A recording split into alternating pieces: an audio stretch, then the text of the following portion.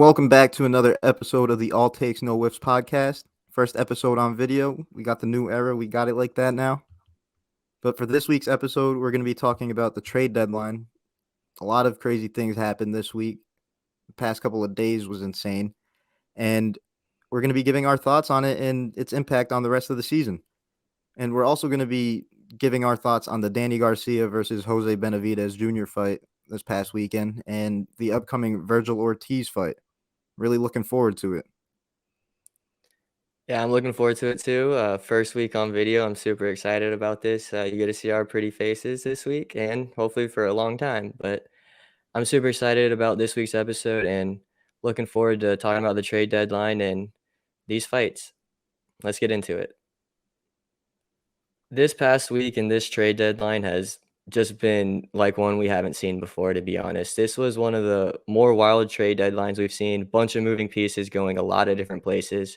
We saw one of the best players in all of baseball go from one side of the country all the way to the other. So it's going to be an interesting rest of the season to see how some of these trades play out because there's going to be a bunch of teams that are out of the playoff mix now. We saw some teams sell who we thought may be playoff contenders, like maybe the Boston Red Sox and Baltimore Orioles.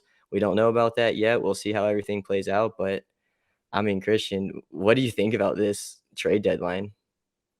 This trade deadline was insane. Juan Soto to the Padres. I'm not going to lie to you, Alex. If I had to claim an NL team now, I know I live down here in Georgia, but I'm sorry. I got to claim the San Diego Padres. Might have to cop a Soto jersey. It's insane. Soto and Tatis and Machado. That's wild. Yeah, and the thing is Tatis isn't even back yet. I mean, he may not even come back this season. There's been talks that he may not come back, but I mean, you're adding potentially Tatis and Soto to a lineup that's already pretty damn good. Yeah, that's they're already holding the second wild card spot in the NL, I'm pretty sure. So adding those two to the lineup with how productive they are, how much value they bring to the table, I'm pretty sure that number one spot at the very least is going to be up for grabs for them. But I'm not going to say that they're going to take the lead over the Dodgers in the second half because the Dodgers, they've got a comfortable margin. Yeah, and they kind of got some work ahead of them with the wild card too. They're in that second wild card spot. The Braves have the first one, and Braves are 4.5 games up on them right now. And you never know, Padres may take that next step after this, and they may be the number one wild card team because the Braves and Mets are going to be fighting for that top spot in the NL East, and whoever comes in second is probably going to be one of the wild card spots too. And it's looking like the NL East may have 3 spots because Philly's in that third spot right now. Yeah, and as crazy as this trade was for San Diego, it's not going to be easy. There's a lot of teams in contention right now for a lot of those spots. Yeah, and it's definitely not going to be easy for the Padres. They're in the second place in their division right now, second place in the wild card, and adding Juan Soto, Brandon Drury, and all these other guys that they added, Josh Hader, it's going to be pretty easy climb for them, I think, in the playoff race. They could potentially get to the top spot, and it's going to be an interesting race going forward. But who do you think was the most impactful trade? Okay, so disclaimer, easy answer is San Diego because you didn't just get Juan Soto, you got an upgrade from Eric Hosmer and Josh Bell, and I think that was the single most impactful trade easily. But if we're not going the obvious answer, I do think the most impactful was Luis Castillo to the Seattle Mariners. They got themselves a legit ace, one that they needed a lot because they're looking to make a push, and it's within their capabilities, and that's a huge pickup for them. I was wishing he was coming to the Yankees, but I'm not mad because Seattle, I'd like to see Seattle contending. They got Julio. I'd like to see Julio on the big stage. Oh yeah, and they pretty much got that wild card spot locked up now. I would think they're not going to win that division. Houston Astros are way too good, and I'm just happy to see Seattle maybe back in the playoffs. They have one of the longest postseason droughts in sports history right now, and be nice to see them back. But I have to agree with you. That Luis Castillo trade Very good trade, and even for the Reds end of it, they got some really good prospects Mhm. back, but there's another trade that I think that was pretty impactful. It was actually for your Yankees. I think Frankie Montas is extremely underrated. And going to New York, it is big pressure pitching up there in New York, especially in front of those Yankee fans and media. But I think he can do it, and that was a really good trade for y'all. I agree because we still got all three of our highly touted prospects in Volpe, Dominguez, and Peraza. We still got them. I wasn't. I would have liked to use them in a potential blockbuster trade, but we didn't have to, and we still got him. I'm cool with that. And Frankie is going to be huge for the rotation. I'm not going to lie. He definitely fills the number two slot as of right now, in my opinion. Uh, we're gonna have a good amount of depth. I know we just lost Jordan Montgomery in that Harrison Bader trade, but I think it sort of balances out a little with picking up Frankie. At some point, you can trade a little bit of depth in the starting rotation for to fill out some other things. Yeah, and that's another trade that I think is gonna go, overlooked too is Harrison Bader. Harrison Bader is one of the best center fielders in all of baseball, and y'all have been looking for a center fielder the entire year. Y'all have had Judge out there, and he's not a center fielder. He just isn't. He's a corner outfielder or DH. But getting Harrison Bader, he's hurt right now, could be like getting Eddie Rosario for the my Atlanta Braves last year. He was hurt, came back later on in the season, and played solid defense for us, and we all know what he did at the plate in the postseason. Yeah, Eddie Rosario came through like crazy for you guys, and Harrison Bader. I'm gonna welcome him with open arms because I know Yankees fans can be tough. I don't think I'm one of them, unless it's obvious. I don't want to name anybody, but Harrison Bader, I think he's gonna come through and be productive once he's back and healthy. Like you said, defensively, one of the best center fielders. He plays hard every play, every pitch, and I'm not saying that he's got like high potential with the bat, but I think he could get the job done and bring a decent balance to our team. It's not like he hits for power like crazy or anything like that. So I think mixing that into our lineup that could help. Yeah, I don't even need power from him. I mean, y'all got a dude on your team who's got 43 home runs already. Yeah. Nah, just quick question. Once he does get back, where do you think we would insert him into this lineup? Probably the bottom, right? He's probably going to be 8, 9, somewhere Yeah, around there. I mean, 1 through 5 is pretty much set for y'all. I know 1 through exactly. 3 is at least. Yeah, I was thinking anywhere 7 to 9, probably 8 or 9, like you said, though. Maybe not the 7 spot. Yeah, I mean, he's not really a power guy, so he's going to be contact. They all going to want him to get on base because he's super fast. Exactly. Yeah, so a lot of these trades were really impactful overall, and when you're taking all the moves that teams made into account, I just really wanted to ask you, Alex. You've been all over this. Who do you think won the trade deadline overall? The easy answer, once again, Yeah, is the San Diego Padres. They got Juan Soto, they got Brandon Drury, and they got Josh Hader. They got rid of Luke Voigt and Eric Hosmer. So those are two guys that probably weren't going to have much impact on their team anyway. But bringing in those guys, sending all the prospects they sent, they're going all in right now, as we can tell. And they won the deadline. They clearly won the deadline. But if I had to pick another team, who won the deadline. We talked about them earlier. It's Seattle. They got that ace pitcher. They have control over him for the next couple of years, and they have a young team with Julio Rodriguez and all these other guys around them. And Robbie Ray won the Cy Young last year.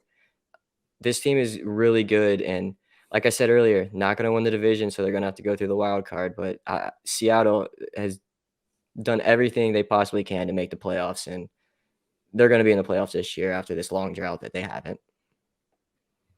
yeah, I'm really looking forward to it, and I'm gonna say those are the two easy answers because I do think Seattle's second place for sure, behind the Padres in this trade deadline. But I'm gonna give credit to my team right here. I think the Yankees made some solid moves.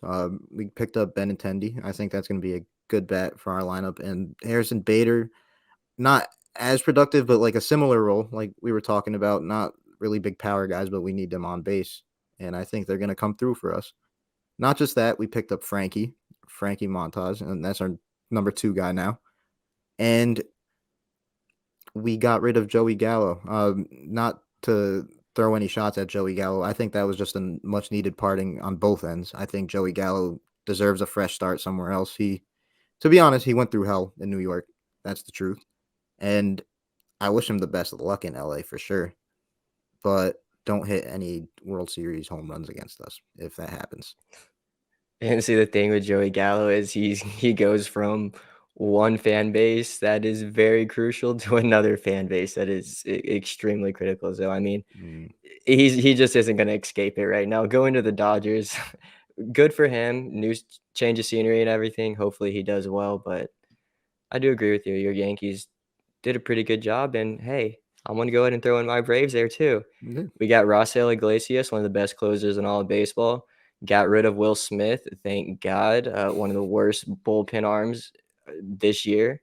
And getting Jake Ordizzi is actually a pretty underrated pitcher. He's been a solid pitcher the past couple of years. He was in Minnesota, and he was this year in Houston before we swapped with Will Smith. But I really like what we did. Got Adri Azana back too, and about to get Kirby Yates back too. So that's basically like another trade. And that's one of the best relievers in all of baseball the past few years. Mm. A lot of the teams in races right now, a lot of them made the right moves to equip themselves for this second half and the postseason as well. Um, just to before we wrap this up real quick though, I wanted to ask you, Alex, just to have a little fun. Who do you think lost the trade deadline? Um, Probably the St. Louis Cardinals. I feel like they really could have had Juan Soto. Mm, Um, they also traded for Jose Quintana, which I don't think is a very good pitcher anymore. He's a left-handed pitcher was pretty good a couple years ago, especially back when the Cubs were actually good, and he's kind of fallen off since. And they could have had Juan Soto, but they didn't want to throw Dylan Carlson in the deal, and I thought they were the front runners and we're actually going to get him. So I think St. Louis definitely lost this. I had another team in mind for reasons, but the point you brought up had it made me switch sides. I agree. I agree with you on that. But I was initially going to say the Boston Red Sox. I just not that they lost, like they completely made bad moves, but it's just I think things are even more up in the air now than before for them. If you get what I mean. Yeah, I wouldn't really say they lost it though, because they still kept JD Martinez. I'm pretty sure he's a free agent coming up soon though. I Mm, mean, Bogarts, Devers, they did get Hosmer, Eric Hosmer from the Padres with that whole debacle that went along with that trade, but mm, that's definitely an upgrade at first base, but their pitching staff needs a lot of help, and if their pitching staff doesn't get any help soon, they're not gonna go anywhere. But I exactly. definitely see what you're saying because that front office needs some changes. It's not even that like they blew it up or anything like that. It's just more so what are these moves for? I just don't really get it. Yeah, the Christian Vasquez one didn't really make sense to me. Mm-hmm. I he's been around that team for so long now and loved in that clubhouse and fan base that not selling out completely and just really trading him away kind of just doesn't make sense. Hey, I don't more think you care though. chaos, more chaos in the Red Sox front office. Need that. No, I'm just playing. It's always good when the Red Sox are competing and is with the Yankees and vice versa. I'm going to give them credit. They're usually not usually. Well, as of recently, they're usually on the advantage side of it, if you know what I mean. They've got our number in some cases. I'll give them that. But right now, what are you guys doing? I mean, who knows, honestly. The Red Sox, they're just in shambles right now. We'll see if they even can get a wild card spot because it looks like they're still going to push for a wild card spot this year. And it's going to be very interesting after this trade deadline to see how the rest of the season plays out. A bunch of the teams that are in the mix made themselves a lot better. And bunch of the teams that we thought were going to be in the mix kind of sold out at the deadline. So we'll see how the rest of the season plays out, and I'm just looking forward to it. We had another good weekend for the boxing world. You had Danny Garcia with a dominating victory over Jose Benavidez Jr. in his junior middleweight debut. It was a solid scrap overall, and I think this was a really good comeback fight for Danny Garcia, and I do think he has potential opportunities at this new weight class. Yeah, Danny Garcia is coming back from a 19th month layoff. Super happy to see him back in the ring, first off. But Christian, what did you think of this fight? First off, before I get into the specifics of the fight, like you said, it's good to see him back. And post fight, he really got into what he was dealing with. He was going through a lot of mental health issues.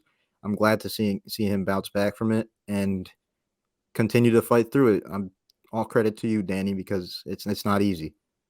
And as for the fight, though, Danny Garcia, he made this a one-sided fight. I think he dominated pretty well throughout the whole thing. And that one judge that scored it a draw, uh, what are you looking at, bro? What are you looking at? Because the other two judges, they got the margins right, in my opinion. It wasn't really that close. You could give Jose Benavidez a couple of rounds, but a draw? Come on. Nah, we're not doing that. Like, it happens too often in boxing, and we just got to call it out full force. Yeah, I mean, that just doesn't really make sense at all.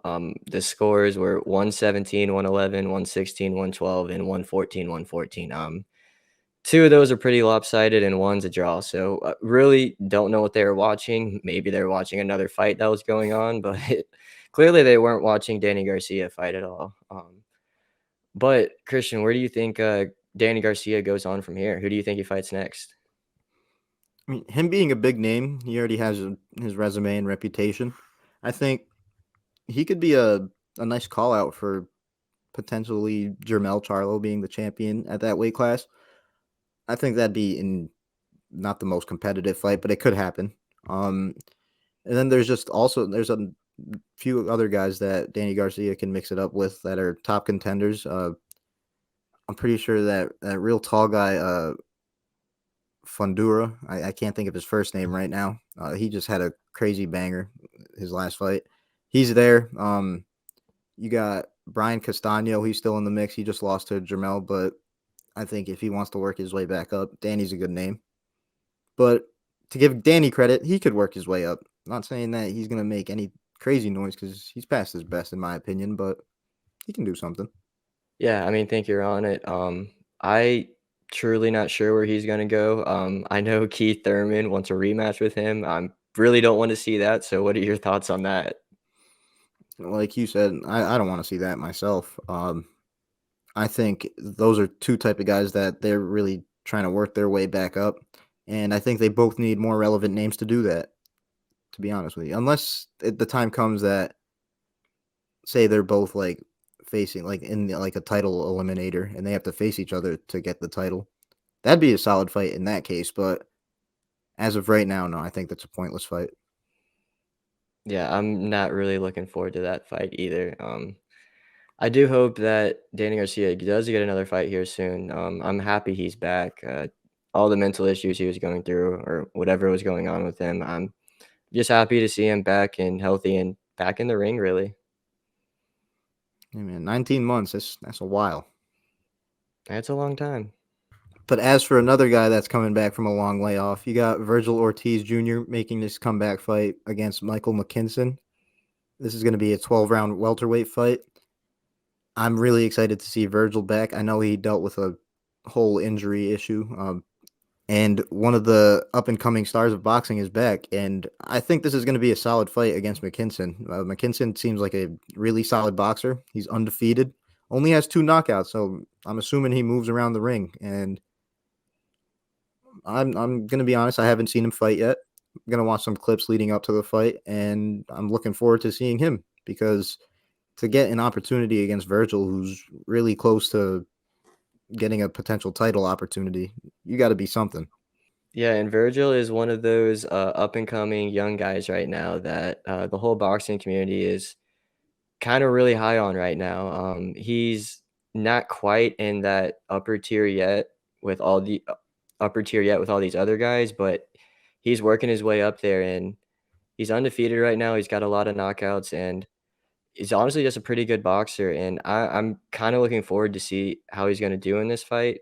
Like you said earlier, McKinson, he only has 2 knockouts, so he's got to be pretty good when it comes to technique and stuff. So I'm really looking forward to this fight this weekend.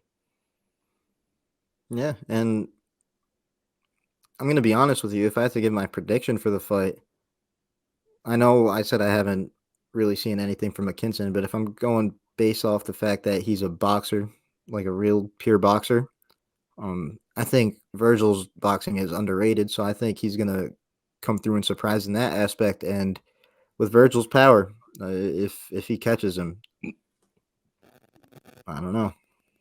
All I'm gonna say is that I'm gonna have a more official prediction closer to the fight because I gotta check out McKinson So right now, do you think this would lean more towards a knockout or a decision? knockout because Vergil's like that.